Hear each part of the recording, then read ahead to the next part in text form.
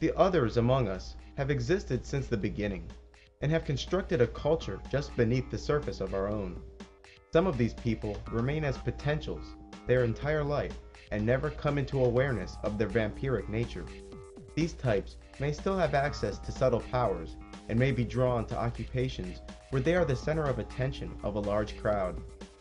There are different types of vampires, and each type is different regarding its balance of material and spirit.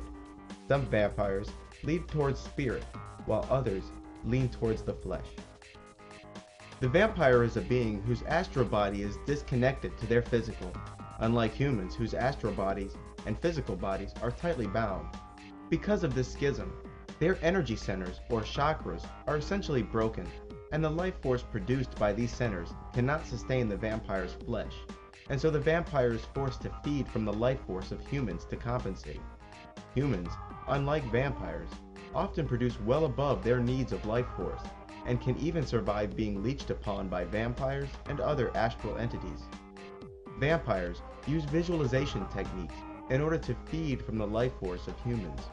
From across the room, they can extend astral tendrils that latch on to the aura of energy surrounding their target and begin drawing that energy into their chakra points. The chakra located at the solar plexus is a favorite target. They may also absorb free-floating life force energy that humans have cast off. Places where large numbers of people gather in high emotions tend to be places where energy is produced and floats directionless. This undirected energy tends to collect on objects or people that comprise a focal point of the group. When feeding, vampires feel an increase of strength, senses, and an inner calm. The vampiric act itself does excite them, but afterwards, a balancing calm sweeps across their being. Emotions of fear and lust produce energies that most satisfy the vampire. The vampire does not, however, have to be in the target's visible proximity in order to feed from them. As stated earlier, every object or person you touch leaves behind invisible astral threads. These threads accumulate over time and are diminished a little by the passage of time. With constant and repeated contact, the threads between a human and a vampire can be such where the vampire need only envision their target and begin feeding. Remember, in the astral world, to imagine someone or something in detail is to access its location. The vampire may also use objects that have been in close and repeated contact with the victim to send thoughts and receive life force. Using close personal objects of the victim, the vampire may sense the location and emotional state of its owner, and may also send thoughts down the threads to the target. Each time a vampire feeds from someone, the astral threads that permanently bind the two accumulate. As the threads accumulate, it becomes easier for that vampire to flood the mind of his victim with thoughts and even steal life force from afar. Vampires tend to be extremely sensitive to energy and forces. Slight irregularities of energy in the living quarters of a vampire can be far more disagreeable than a human would find them. Techniques like Feng Shui can be used to create a more agreeable living environment for the vampire. Vampires are also sensitive to the phases of the moon. In days where the moon is large and waxing, their power is at its height. When the moon is only a sliver and wanes, their power is diminished. Nights where the moon has become a copper color are most advantageous for the vampire. The aura surrounding the vampire is different than the energy field that surrounds humans. For those sensitive enough to see the astral world, vampires tend to have auras of deep purple color, and may also have many gray tendrils extending from their body in every direction. These tendrils automatically begin to feed on those who surround the vampire, even without the conscious effort of the vampire. Direct physical contact, as opposed to astral contact across a room, is the best way for a vampire to breathe in deeply the victim's life force.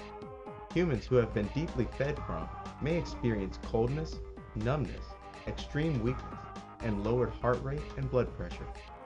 Those being fed from, especially those psychically sensitive, may have abrupt thoughts or catch a glimpse of the feeding vampire, or may see them in a dream. Vampires, like many spirits, can enter the dreams of humans and feed from the energy that is created by inducing fear or lust. After being fed from, Humans may exhibit tiny red dots at the point of astral contact. Vampires tend to be more pale than humans, and also tend to be thinner. Despite the unusual pallor of their skin, they can mostly pass for human with maybe the exception of their eyes, which tend to be very intense indeed. Humans tend to find the presence of the vampire intimidating, as if surrounded by a shroud of mystery and danger. Their body temperature, hands and feet in particular, tends to be on the cold side, like those humans with poor peripheral circulation. Their senses are acute, and they are often more capable of seeing and hearing longer distances than most people, and are far more sensitive to tastes and odors.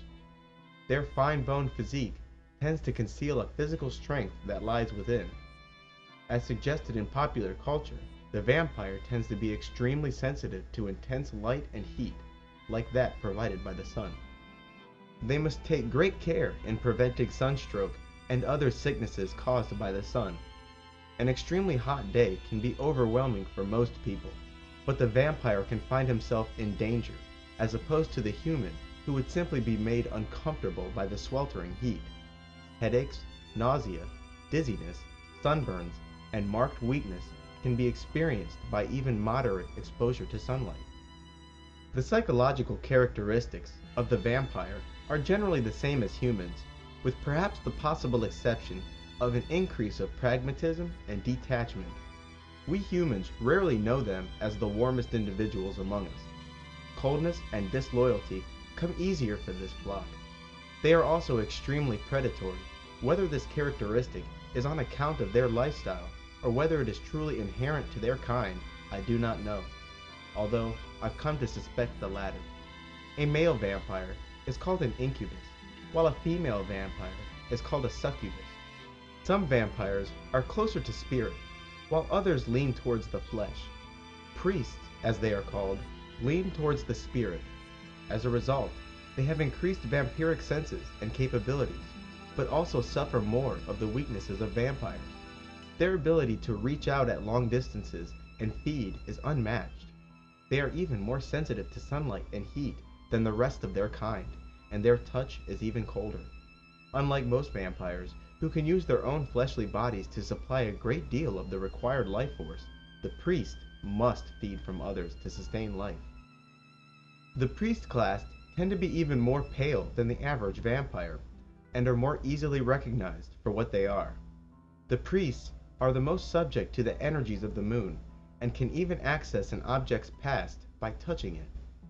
A vampire that becomes dangerously low on life force can be reduced to an invalid, and eventually die a fleshly death, although their spirit may persist. Vampires